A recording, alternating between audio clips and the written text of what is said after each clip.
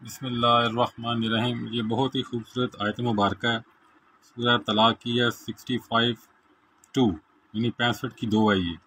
بسم اللہ الرحمن الرحیم۔ وَمَن یتق اللہ یجعل لہ مخرجا، جو کوئی اللہ تعالیٰ سے ڈرتا ہے تو اللہ تعالیٰ اس کے لیے مشکل سے نکلنے کا راستہ نکال دیتا ہے۔ یہ بہت ہی پیارا خوبصورت قرآنی وظیفہ ہے۔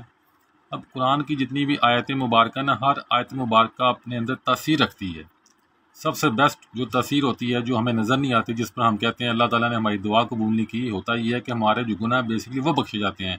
کوئی آفت رک جاتی ہے، کوئی ہمارے اوپر آنے والی مصیبت ٹل جاتی ہے، یا کوئی ایسا فائدہ جو کہ ہمیں بہت دیر سے ملنا تھا وہ جلدی ہو جاتا ہے۔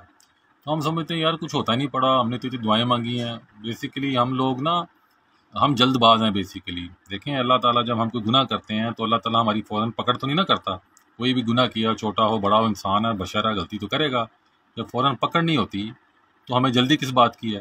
تو اس لیے وَمَن یتق اللہ یجعل لہ مخرجا، اس وظیفے کو آپ 7 دفعہ پڑھیں، 21 دفعہ پڑھیں، 100 بار پڑھیں، 200 بار پڑھیں۔ ذہن کو تھکانا نہیں ہے، تھکنا نہیں ہے بس اللہ کے ذکر میں۔ قرآن مجید میں اللہ فرماتا ہے کہ تھوڑا تھوڑا پڑھ لو، کیوں کہ اپنے پہ وزن نہیں ڈالنا، اپنے آپ کو بھاری نہیں کرنا۔